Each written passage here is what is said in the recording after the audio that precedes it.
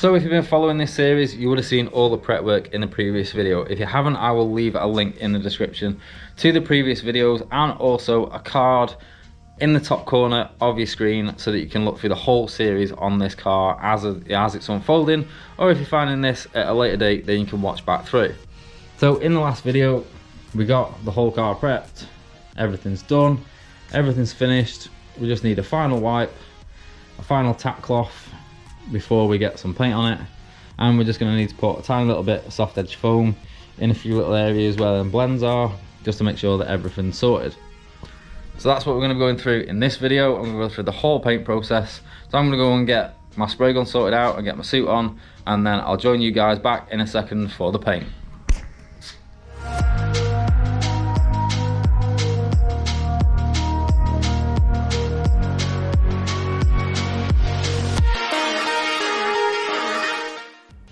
So just before I put the base coat down, I've put a coat of clear base over the car just to help cover up some of the sanding scratches and make sure that everything's nice and sealed in one coat of clear base before we go putting the colour down. Now for the colour, I'm using my Segola 4600 1.2 XL DVR Aqua.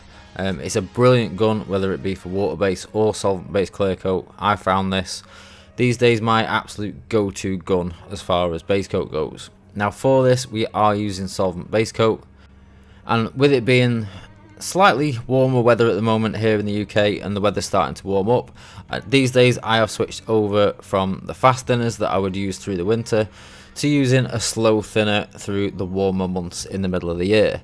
It also does, I find, help the metallics for silvers and say the gunmetal greys and the harsher metallics lay down a lot better as well when you're painting. So that's just a little bit of an idea for some of you guys that might be struggling with your silvers and some of your heavier metallics at this time of year. Just try switching over to a slower reducer or thinner, depending on what you call it, where you come from, and that can really help with mottling issues and getting the metallic to lay down really nicely. So we're not really going to hang around too much with painting this. I've kept the whole paint process in this video for you guys, and it is all at real time as well. I haven't put any sped up footage in there so you guys can see just how long a job like this actually takes. Now the only bit that I've not kept in would be the flash off time. So after each coat, I gave each coat around about 5 to 10 minutes to dry right through, and between base coat and clear coat I left this for around about 25 minutes to make sure that the base coat was fully dried all the way through before we started shooting the clear down. Now I'm literally going to be going for 2 full heavy solid wet coats, and then going over with a nice drop coat or effect coat, again depending on what you call it.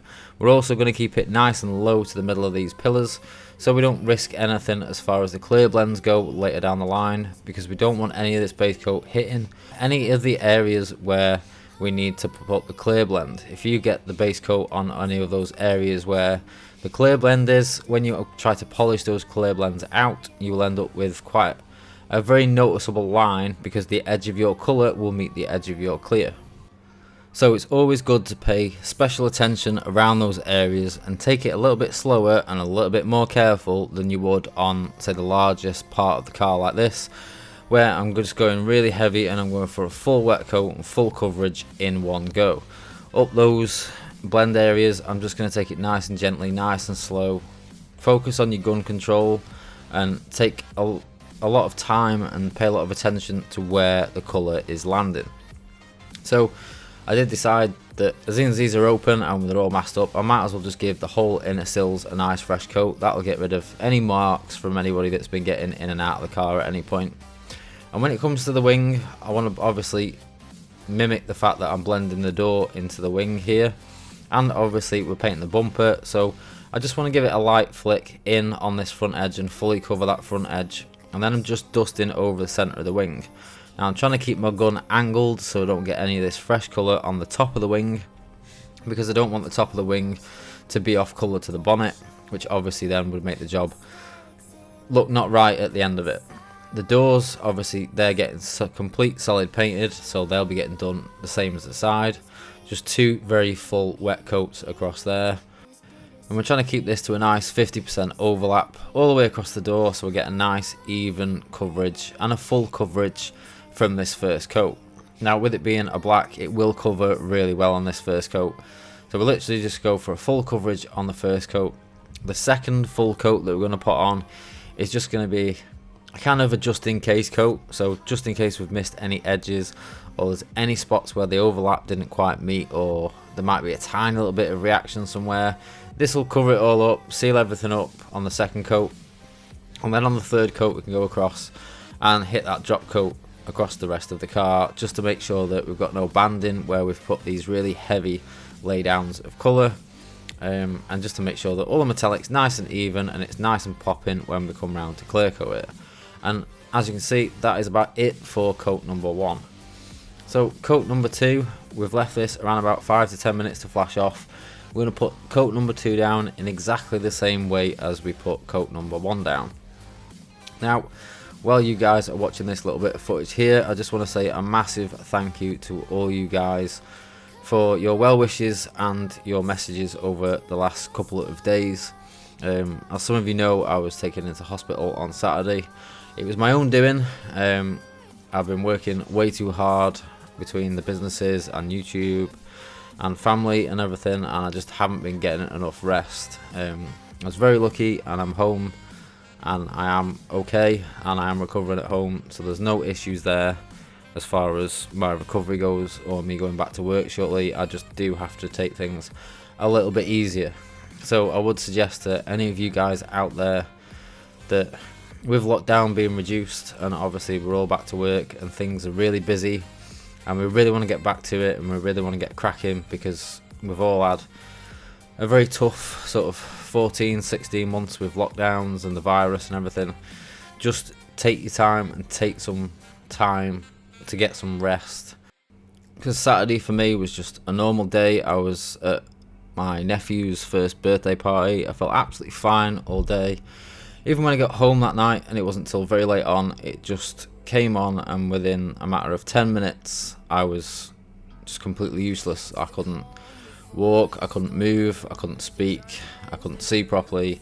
It was so much all at once, and it really did give me a very, very big scare. And it's all because, you know, I've been stressed with work and I've been over pushing myself too far. So I'm not telling you guys this to get any sympathy or anything like that. It was my own doing. I have done it of my own accord. I have worked too hard, and I know I have now, but I'm just putting this out there just to try and help one of you guys, because if one of you guys listens to this, and I know we're speaking to a guy on Facebook tonight, and you know who you are, and he said the same thing, that he's feeling really tired at the moment and he's not getting enough sleep, and just urge him to try and get that little bit more rest. From now on, I'm going to make sure I get one full day off a week, and I spend a little bit more time in my evenings resting rather than working, because it's not something that I want to go through again. It was a very scary experience for me, and I'd hate to see or hear of any of you guys going through the same thing.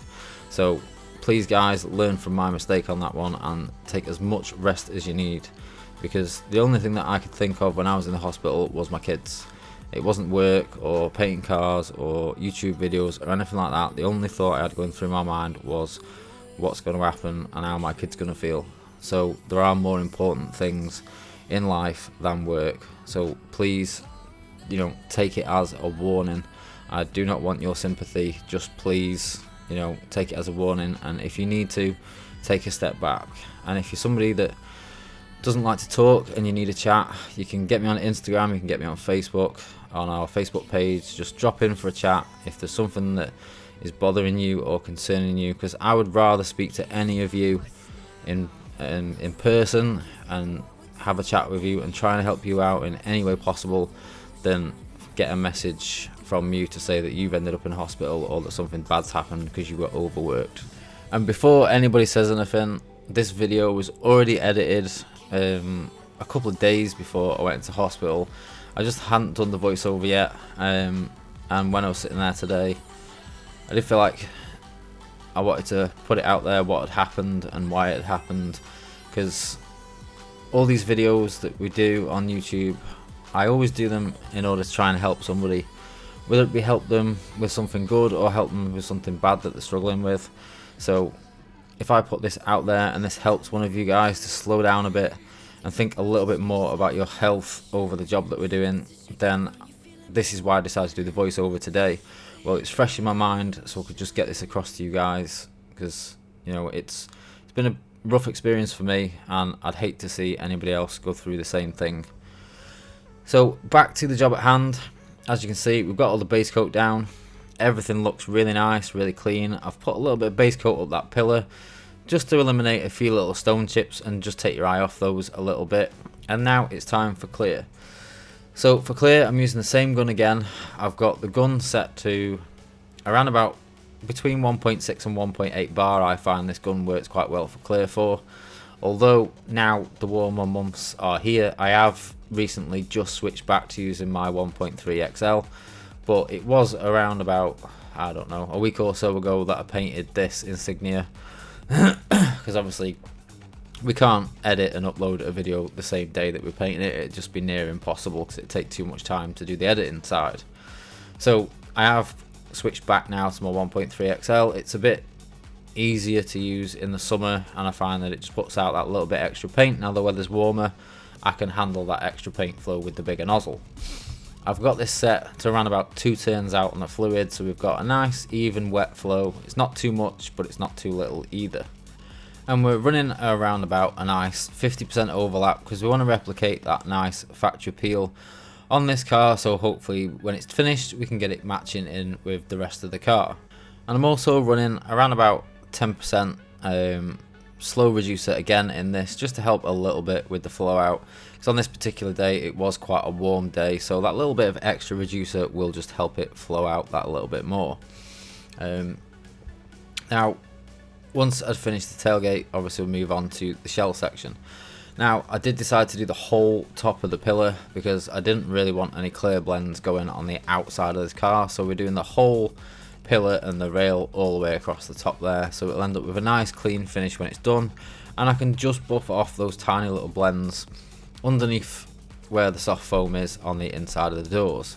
Now where those blends are going to come to on the inside of the doors, what you want to do is try and paint up towards it, but don't paint right at it. You just want to go very gently, so I'm just trying my best to stay off that, because if you're not careful the foam could leave a little bit of an edge there, so I'm just being very careful to go up to it but not right up to it, if that makes sense, and I hope it does.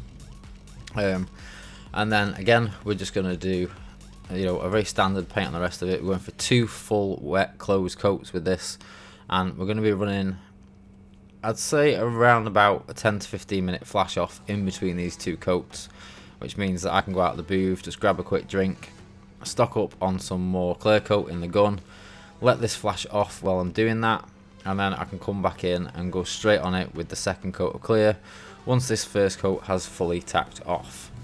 Now my reasoning behind putting the clear blends in the door pillars in these sections is it's an easy to get to area, but it's also an area that you don't see that much.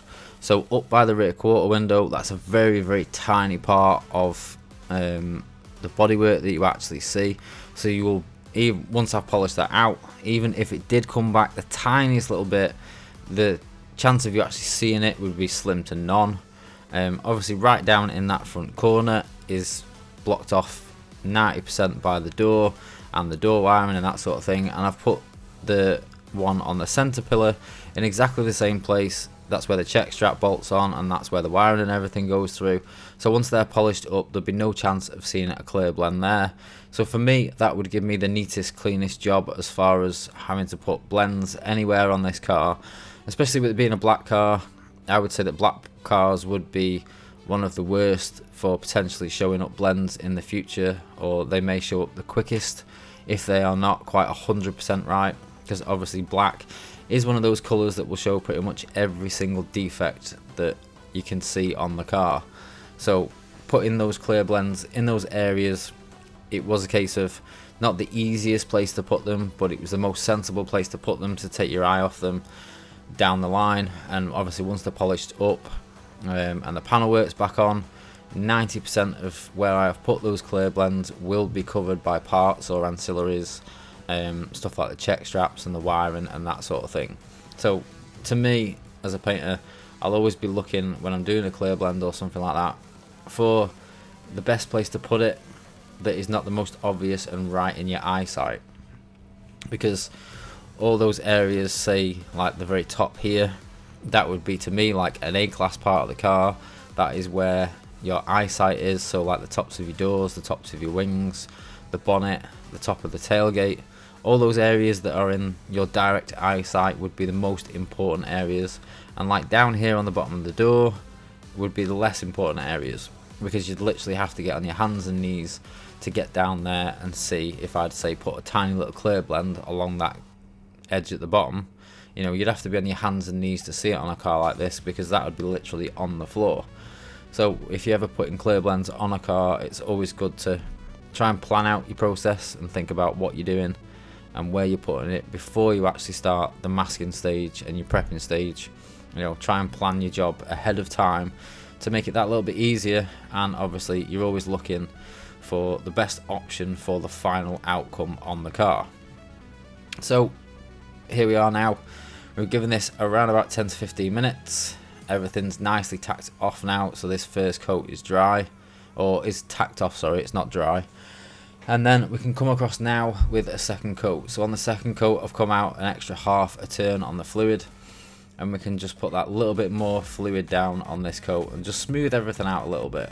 That first coat that we put on is literally more of an adhesion coat.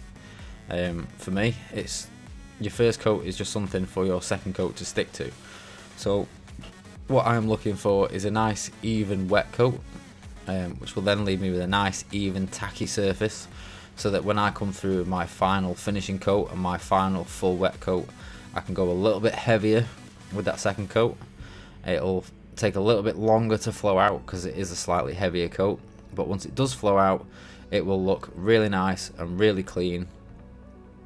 Also, a second heavier coat is also quite good if, say, like John, I speak to John a lot, he does a lot of painting in a little bit of a homemade booth, and recently he's been having a few issues with dirt in his paint and nibs in his paint. Well, that second coat of clear can really help to bury any small fine nibs that were in your first coat. The second coat, obviously, because it's got a certain amount of build and a certain amount of volume, will cover up some of those nibs. So sometimes if you do a bonnet and you've got quite a few small nibs in it on your first coat, get a real good heavy second wet coat on there, and you'll find that probably 90% of those nibs will get buried within the clear and will not be visible once the bonnet's dry, because they've been completely buried in the depth of the second coat. And for me, as mad as it might sound, there's nothing more relaxing than smashing a real nice wet coat of clear down over a black car like this. Black's a really lovely colour to clear coat over. You can see everything that you're doing. It's a really nice colour to clear coat over. I'd say one of my most hated colours to clear coat and to spray would be white, because as soon as you've got your first coat on, you just can't see where you're going after that, and it is a bit of a pain. Whereas with black, you can always keep a good eye on the wet edge that you need to keep moving across the car, and you've always got a real good eye on the finish that you're putting on with the gun. This particular clear that I'm using, it's got a little bit of a longer flow out than some, but it's a nice clear to use. It goes on really well. You know, you can really chuck it on, and just in general, it's quite a nice clear coat to use, really. I forget off the top of my head what clear coat it actually was. I'll have to look that up and add that in a future video for you guys. Now, I have noticed that a lot of you guys seem to be really enjoying this Copart series that we've started. So if you do want us to do another one in the future, or start another build once we've sold this one, then please do drop your thoughts in the comment section below and let us know what you thought about this series. Obviously, you guys are and will follow us through the whole journey of this car. In the next video, we're going to take a little bit of a look at the paintwork rectification over the rest of the car, because if you remember at the very first episode on this car, it was very sort of like surface scratched all over, and obviously we can't have a nicely freshly painted side on this side and then have all those surface marks over the rest of the car. So in the next video, myself and Mick will be taking you through the full paint rectification on the rest of the car, and also taking a look at a little bit different polishing methods, with it being old paint as opposed to the polishing videos that we've done so far that are all obviously based towards newly painted surfaces rather than older painted surfaces like the rest of this car's got. So obviously the older paint on the rest of the car will be a lot harder, it'll be a lot more cured. So for me, there's slightly different methods for polishing up older paint and doing paint rectification, as opposed to polishing up a freshly painted door, which is still a little bit soft. So it's a lot easier to polish and almost takes a lot less thought in the process. Whereas older paint, it's got a lot of contaminants that are stuck in the paint surface, and all these different things and all these different aspects that you need to think about when you come to polish it. You can't just stick, you know, your normal rotary polisher and your normal polish straight on the paint and go at it. So that is a quick look at the final finish and the final paint on the car. There's one or two nibs in it, but it wasn't too bad at all, I have to say. I was quite impressed with how clean this came out. It's come out really nice for a black car. I think once this side's rebuilt and we've got it all polished up and the rest of the car's polished up as well, then it'll be a really, really nice looking motor. And as you can see, it's got a really nice reflection on it already. So with a little bit more work and just getting rid of the nibs and stuff off that side, it will be quite a nice looking little car. So that's it for me for today, guys, and I'll see you again soon in the next one. Bye for now.